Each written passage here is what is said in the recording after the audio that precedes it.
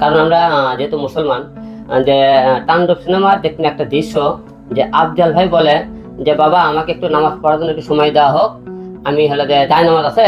তখন কিন্তু সাকিব ভাই বলে মুরব্বি নামাজ পড়ার অনেক সময় পাবেন, জেলখানে যায় তার যোগ সহকারে পড়েন। আর জাহিলাদুল আসাদুল বলে তোর জান কবজ করবো, সেই টাইমে যদি নামাজের সময় হয় জুল বলে ভাই নামাজের সময় দেয়, আর জাহিলাকে তো মনে হয় তাকে সময় দিবি।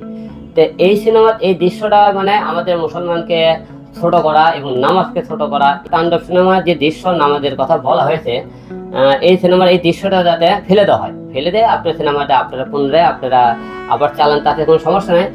আর এই ধরনের ভুলটা করেছে মূলত পরিচালক, এই দোষ তোমার পরিচালক সাকিব ভাইয়ের দোষ নেই।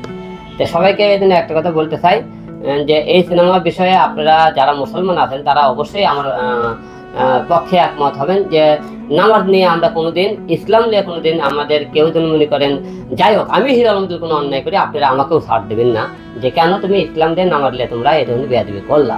আর সেন্সার বোর্ডে আমি দৃষ্টি আকর্ষণ করবো, আপনারা এই ধরনের দৃশ্য কিভাবে আপনার সেন্সার দিলেন সিনেমাতে?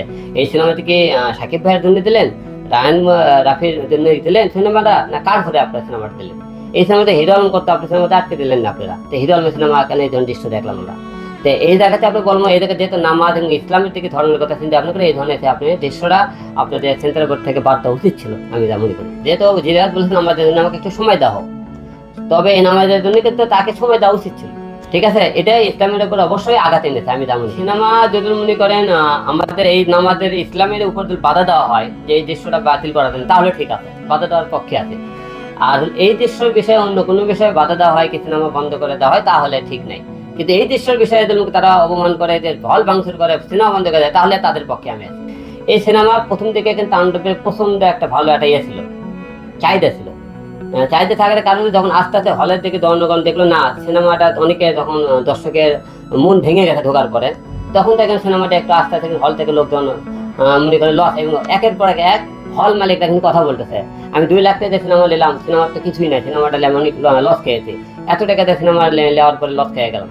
এরকম বরবাদ সিনেমা বাংলাদেশে যতক্ষণ ছিল ততক্ষণ সিনেমাটা কি বাংলাদেশে পাইরেট ছিল না, যখনই ইন্ডিয়াতে সিনেমাটা রিলিজ করে তখন কিন্তু সিনেমাটা পাইরেট হয়েছিল। আর কিছু কিছু পরিচালকরা কিন্তু প্রডিউসার যখন মনে করেন লস বেশি হয়, সিনেমা যখন দেখেছেন লোকজন খোলপ বলে, যে হল মালিকরা যখন নেমে দেয় সংগীতের পরিকল্পনা হবে, তারাও কিন্তু এই কাজটাও করে। কিন্তু এটা এখন মূলত কে করছে আমরা জানি না, আমাদের পরিচালকের মধ্যে প্রযোজকের মধ্যে হিংসা আছে, যে যা আমার সিনেমা ফলপ করছে তোরা, আমরা শয়তানি করে দেবো, আমাদের মধ্যে কিন্তু এরকম হিংসা করে অনেক কিছু মিলে মাস্টার প্ল্যান করে কিন্তু করে। কিন্তু এত সিনেমা যে যেরকম করে বানুক, একটা সিনেমাতে অনেক পরিশ্রম করতে হয়, অনেক কষ্ট করতে হয়, অনেক ইনভেস্ট করতে হয়। আমি নিজেদের একটা সিনেমা প্রডিউস করে নিজেদের একটা অভিনয় করি, সেই হিসাবে কিন্তু আমার মনে হয় আপনার পাইরেসি করা থেকে একটু বন্ধ রাখুন। কারণ আপনার এরকম পাইরেসি করলে সিনেমাতে একও তো ধ্বংসের পথে, বাদ বিয়ে যা সিনেমা তৈরি হইতেছিল এটাও আর হবে না।